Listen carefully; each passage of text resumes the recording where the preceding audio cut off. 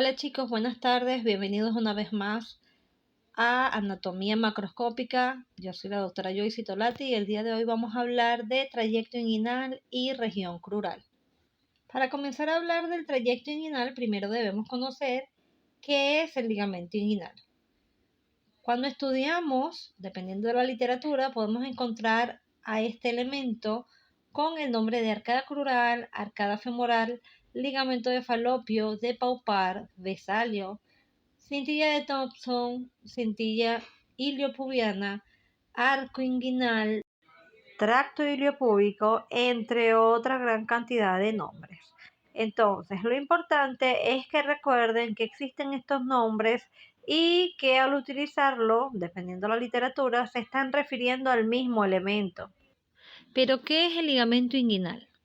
El ligamento inguinal es un conjunto de elementos fibrosos unidos entre sí y que se dirigen en dirección oblicua, de atrás hacia adelante, de arriba abajo y de lateral a medial para insertarse desde la espina ilíaca anterosuperior hasta la espina o tubérculo púbico ipsilateral. Es decir, vamos a tener un conducto inguinal que va a tener en su conformación al ligamento inguinal tanto derecho como izquierdo. El ligamento inguinal en sí forma en su recorrido pequeñas fasciculaciones que van en diferentes direcciones y a su vez van formando nuevos ligamentos. Y a su vez está relacionado con diferentes estructuras que van a formarme el trayecto inguinal o comúnmente conocido como conducto inguinal.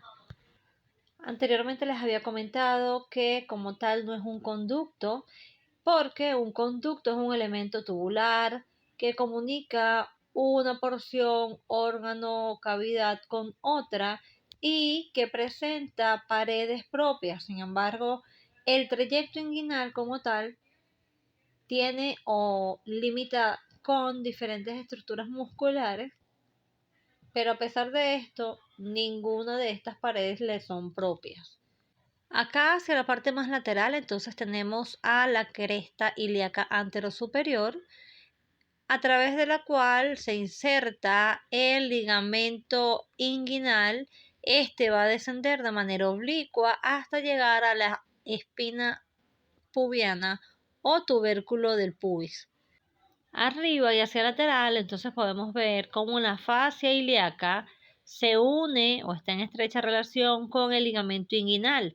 Esta lo acompaña hasta aproximadamente la mitad de su trayecto, a partir del cual desprende unos fascículos que van hacia la parte más inferior y se unen a la lámina cuadrilátera del hueso coxal, formando el ligamento iliopectíneo o cintilla iliopectínea, que en la parte inferior de ese ligamento inguinal, donde se forma la arcada femoral o crural, lleve esos dos nombres, va a dividirme a esta arcada femoral en dos lagunas, una laguna externa o neuromuscular y una laguna interna o propiamente vascular. También en la parte externa, el ligamento inguinal va a estar íntimamente relacionado con la aponeurosis del músculo iliopsoas.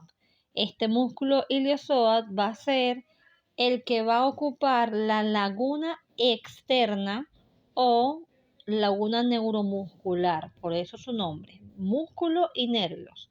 Acompañando el músculo iliopsoas, entonces va a estar el nervio femoral arriba y medial a esta laguna, y arriba y lateral va a estar el nervio cutáneo femoral lateral o externo. En todo el borde anterior de este ligamento inguinal se va a dosar entonces la aponeurosis del músculo oblicuo mayor, y en su tercio más interno entonces podemos observar cómo este se desdobla formando la pared anterior de ese conducto o trayecto inguinal y dando fibras intercrurales que me van a conformar el pilar medial del anillo inguinal superficial. El pilar lateral lo va a dar propiamente la aponeurosis del músculo oblicuo mayor. Un poco más medial a la fascia ilíaca, entonces podemos también observar cómo la aponeurosis de los músculos oblicuo menor y transverso del abdomen se adosan al ligamento inguinal. Entonces, en esta diapositiva podemos también verificar cómo se constituye la pared anterior e inferior, o también denominado piso, de este trayecto inguinal. La pared anterior me la va a dar la aponeurosis del músculo oblicuo mayor, mientras que el piso nos lo estará dando el ligamento inguinal, ¿ok? De este lado podemos observar cómo se forma el anillo superficial del trayecto inguinal del lado lateral, el pilar lateral, por la aponeurosis del músculo oblicuo mayor, y del lado medial, el pilar medial, por las fibras intercrurales de la aponeurosis del músculo oblicuo mayor. Es decir, el anillo superficial me la da el entrecruzamiento de las fibras de la aponeurosis del músculo oblicuo mayor. Ya hacia el tercio interno, entonces, antes de insertarse en la espina del pubis, el ligamento inguinal da unos fascículos hacia abajo y hacia lateral, formando un conglomerado, y este conglomerado es denominado el ligamento lacunar o de Gimbernar.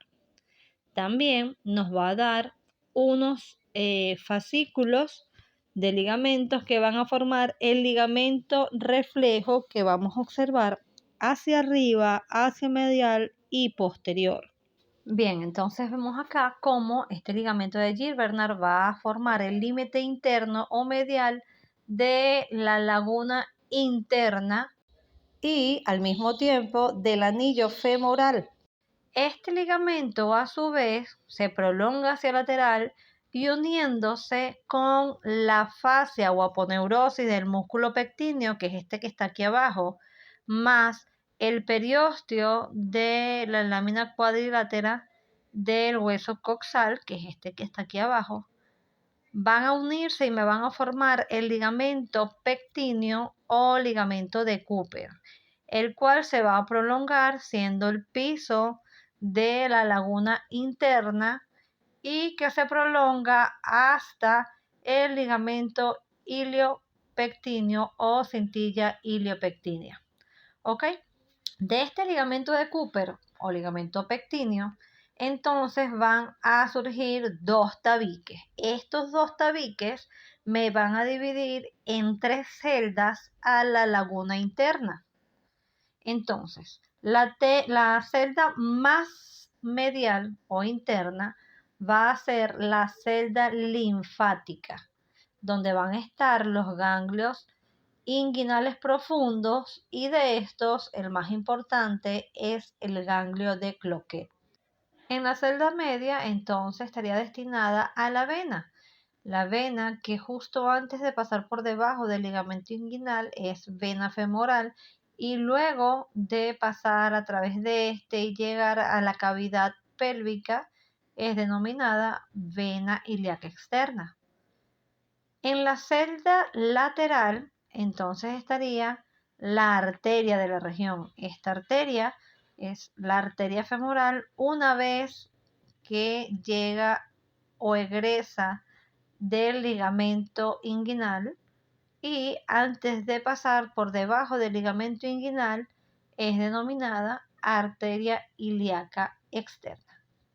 Para finiquitar con esta imagen, entonces tenemos que acá se puede observar la pared anterior e inferior del trayecto inguinal, conformada por la anterior, la aponeurosis del músculo oblicuo mayor, el piso o cara inferior sería el ligamento inguinal, abajo, por prolongación de las fibras de la fascia ilíaca, observaríamos a la cintilla iliopectínea, que nos divide a la arcada femoral en dos lagunas, una interna y una externa, o la externa, también denominada neuromuscular, donde está el músculo iliozoas, acompañada de dos nervios importantes, el nervio femoral medial y arriba y el nervio cutáneo femoral lateral externo hacia arriba y lateral. Acá entonces estaría el anillo crural, donde sus límites serían medial, el ligamento de Gimbernard o lacunar, inferior, el ligamento pectíneo, lateral, la vena femoral, y superior entonces estaría el ligamento inguinal. Recordando que del ligamento pectíneo entonces emergen dos tabiques que nos dividen a la celda interna o anillo crural en tres celdas, cada una con diferentes elementos, es decir, la interna con elementos linfáticos, la media con la vena femoral y la externa o lateral con la arteria femoral. En esta otra imagen la vemos un poquito más amplia. En verde el ligamento de Gimbernard, abajo el ligamento de Cooper o pectíneo, lateral estaría la cintilla iliopectínea, prolongación de la fascia ilíaca, y arriba en rojo el ligamento inguinal. Entonces tendríamos hacia la parte lateral la fosa o laguna neuromuscular, hacia la parte interna el anillo crural o la laguna vascular. Ya sabemos las subdivisiones de cada uno y su contenido. A modo de resumen acá, entonces tenemos diferentes estructuras. El ligamento inguinal, que nos va a dar el ligamento lacunaro de Gimbernard y también el ligamento reflejo. ¿Ok? El ligamento lacunar o de Gimbernard, sumado a la aponeurosis del músculo pectíneo y el periósteo de hueso coxal, nos va a dar el ligamento pectíneo o de Cooper. Por su parte, la fascia ilíaca nos da la cintilla iliopectínea y la aponeurosis del músculo oblicuo mayor nos va a dar tanto el pilar lateral de manera directa del orificio o anillo inguinal superficial, y a través de las fibras intercrurales nos va a dar el pilar medial de ese anillo inguinal superficial. Arriba tenemos un circulito que nos representa el anillo crural, recordando: medial Gimbernard, abajo o inferior pectíneo o de Cooper, lateral cintilla iliopectínea, superior el ligamento inguinal. Muy bien, hasta ahora hemos hablado de la pared anterior, del piso o pared inferior y del orificio o anillo inguinal superficial. Ahora con esta imagen vamos a estudiar el techo y la pared posterior. El techo estaría conformado en sí por el músculo oblicuis interno y el músculo transverso del abdomen. Estos, con su aponeurosis, que en muchas oportunidades llegan a unirse formando el tendón conjunto, nos van a formar el techo de ese trayecto inguinal. Pero pasa algo importante con este tendón conjunto o con estos dos músculos, que es que ellos se insertan en el tercio externo de ese ligamento inguinal y luego hacen un arco para simplemente insertarse ya en la parte final del ligamento inguinal y en la espina del pubis. Acá también hay otra cosa a tomar en consideración, que en muchas oportunidades el tendón conjunto no se inserta a nivel de la espina del pubis, sino que se inserta en la línea alba. Dependiendo de esto, entonces puede aumentar o no la línea o espacio de debilidad en el trayecto inguinal y por ende la posibilidad mayor o menor de que la persona pueda sufrir de hernias. Si tomamos este rectángulo que está detrás de la imagen en color amarillo claro y la reconocemos como la fascia transversal, y que es como la hoja posterior de la aponeurosis del músculo transverso, esta nos va a formar la pared posterior del trayecto inguinal. ¿Qué pasa con esta pared posterior? Que ella va a tener ciertos lugares de debilidad donde solo va a estar la fascia transversal, y en estos lugares es que nos va a dar una mayor probabilidad de formarse las hernias. Entonces, entre la fascia transversal y el tendón conjunto va a descender una expansión del músculo transverso que proviene del arco de Douglas, arriba cuando hablábamos de los músculos de la región anterolateral del abdomen. Recuerden, este va a bajar de medial a lateral y justo a nivel de donde se encuentra la ramificación o la salida de la rama colateral de la arteria ilíaca externa que da la rama epigástrica inferior. Justo allí este va a formar un arco y posteriormente va a unirse a fibras tanto del tendón conjunto como del ligamento inguinal hacia lateral. Entonces, vamos a tener un arco formado por el tendón conjunto que nos da una zona de debilidad, la cual va a disminuir debido a la interposición de la expansión del músculo transverso del abdomen, denominada ligamento de Hesselbach. El ligamento de Hesselbach nos va a delimitar el pilar medial del orificio o anillo inguinal profundo. Entonces, para entender aún mejor todo esto, dividimos a la fascia transversalis o a esa pared posterior en tres zonas. Una zona interna que va a ser una zona de reforzamiento. ¿Por qué? Porque en esta zona es muy difícil que se produzcan las hernias inguinales o crurales. ¿Por qué? Porque aquí esto está reforzado en la zona interna por diferentes estructuras ligamentosas. Entre ellas estaría el tendón conjunto, el ligamento reflejo que viene de los fascículos ascendentes y mediales del ligamento inguinal, estaría el ligamento de Henle, que es una prolongación del pilar externo o lateral del músculo recto anterior, el ligamento de Coles, que es una prolongación del pilar posterior del músculo oblicuo mayor. Por lo tanto, con el entrecruzamiento de todos estos ligamentos, esta zona está reforzada totalmente. Luego tenemos una segunda zona que va lateral al ángulo de inserción del tendón conjunto en la espina del pubis hasta el borde medial del ligamento de Hesselbach con la arteria epigástrica inferior.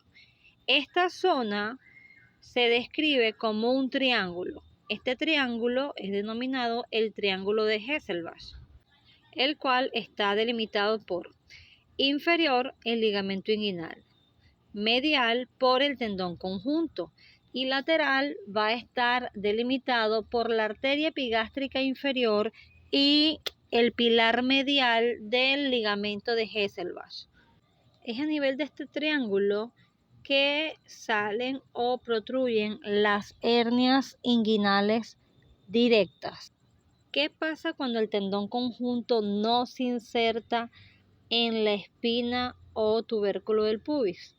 Entonces se inserta en la línea alba, entrecruzándose con las fibras del músculo recto anterior y del músculo piramidal, y entonces el triángulo pasa a ser un cuadrilátero.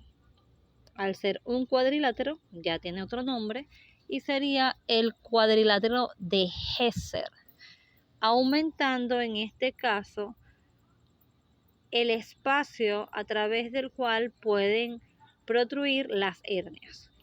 El otro espacio o zona de debilidad que tiene la pared posterior del trayecto inguinal, donde solo está cubierto parcialmente por la fascia transversalis, es la parte lateral del arco que forma el tendón conjunto luego de insertarse en la parte lateral del ligamento inguinal y que conforma parte del orificio o anillo inguinal profundo y delimitada por la parte lateral de la arteria epigástrica inferior en conjunto con el ligamento de Hesselbach y su pilar medial.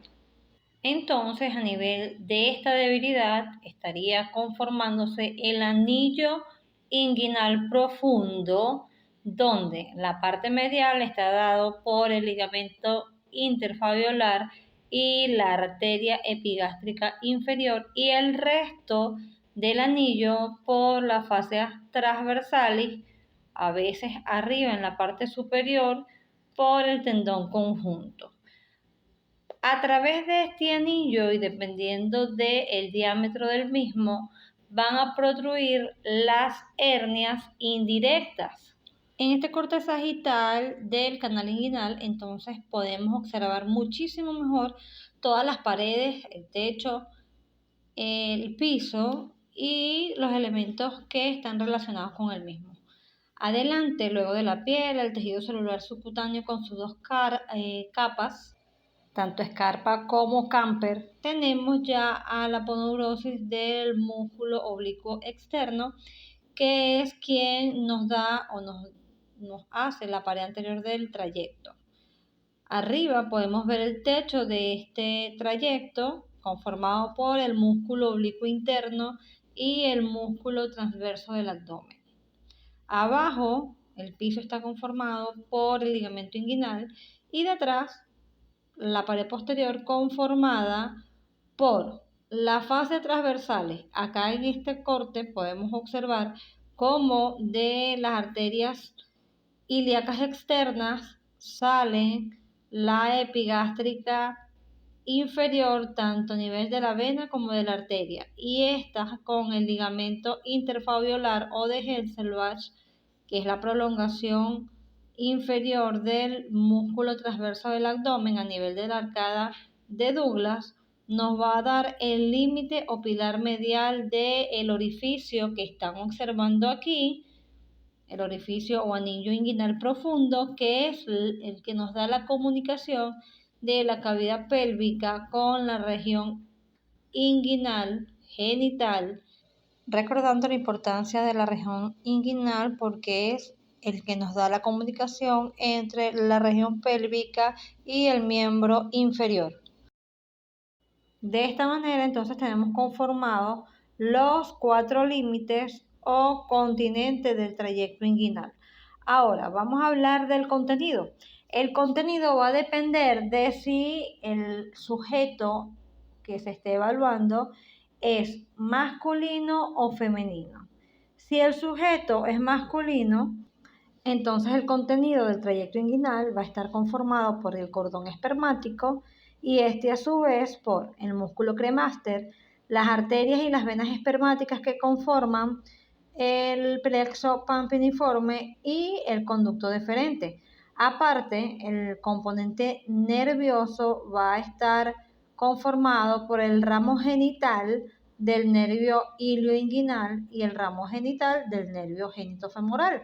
Recordando que el ramo femoral del nervio genitofemoral acompaña a la vena femoral en la celda media del anillo crural o laguna interna de la arcada femoral.